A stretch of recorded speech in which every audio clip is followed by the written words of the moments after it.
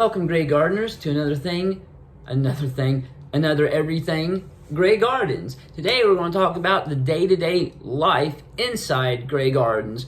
What we see in the movie was kind of a dramatic exaggeration of what their day-to-day life was. And just watching the movies, we just take it as canon.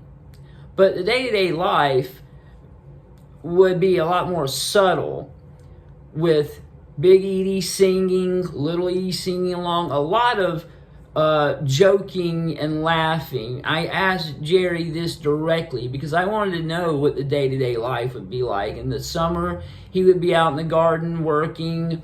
Big Edie would always cook a meal in the evening on her bed, or they'd have pate on crackers.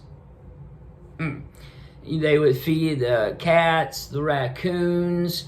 They would go out onto the porch to look over the Atlantic and little Edie's sea of leaves. Now, more often than not, Edie wasn't even around. She would go off into the attic, which no one else was allowed to go to. She had that chair she bought that she had outside that she would go sit by her sea of leaves, and she would just sit out there for hours. Little Edie and Big Edie did argue, but the very vicious outburst we see in Grey Gardens is definitely Little Edie reacting to the cameras for dramatic effect, and what we see from Big Edie is her reacting to Little Edie. It sounds like little Big Edie is just, oh, stop, this isn't written, but no. Big Edie was reacting to these outbursts that didn't really happen without the camera. There would be arguments, definitely, but these outbursts, these screaming about the suitors and how cruel she was, that didn't go on before.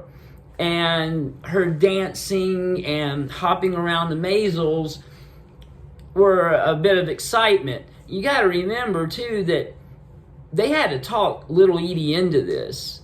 I mean, not talk, but they kept calling and asking if they could do a documentary, and Little Edie wasn't so sure. Big Edie and Jerry definitely didn't want to be in the documentary. The only reason that Big Edie was in the documentary was for her daughter, because she knew she wanted to. Big Edie didn't want any part of it, and why should she?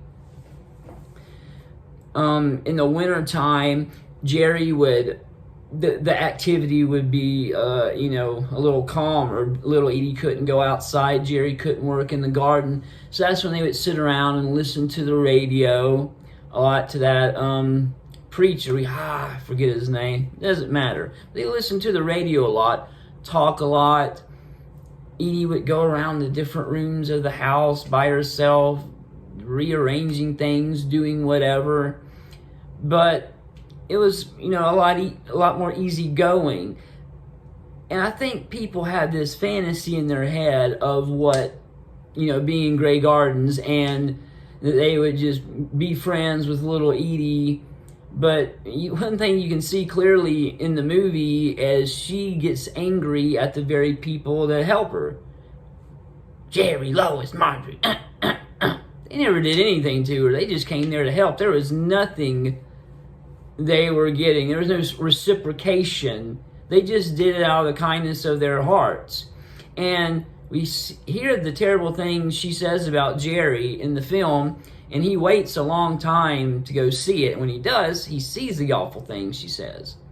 And one day, when she was planning a cabaret, long before she actually did it, Jerry was downstairs, and she came up to him. She goes, "What do you think would be the best dress to wear?" And Jerry's like, I saw the movie. I heard what you said. What have I done? Have I done anything to offend you? Do you not like me, Edie? And she just said, "I think this will be the best dress," and turned around and walked off.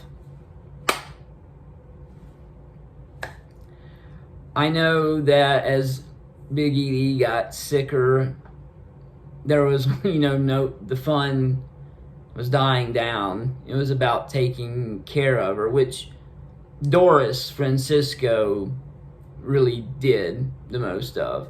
Before she got sick, Lois moved in. She would paint downstairs. Jerry would draw her baths and everything. But one time Edie decided to do it herself, overflowed the tub, which went through the floor and ruined Lois's paintings. And Jerry said that's the only time he saw Lois lose it, as she went after little Edie, and little Edie did nothing but stare down and didn't say anything back because Lois was really mad.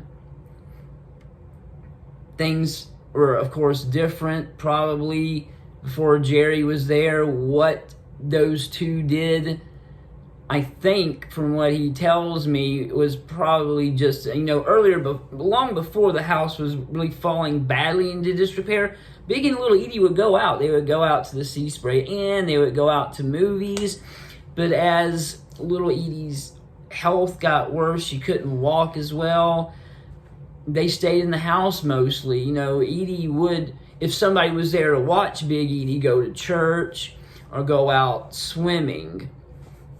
And I can only imagine her going through the house, dumping cat cans, throwing trash, and God knows what with all the cat feces and raccoons. And there was a lot of cats, and they would have to feed the cats every day and the raccoons. I've lived in a lot of houses like that. It's bizarre, but it's definitely a learning experience.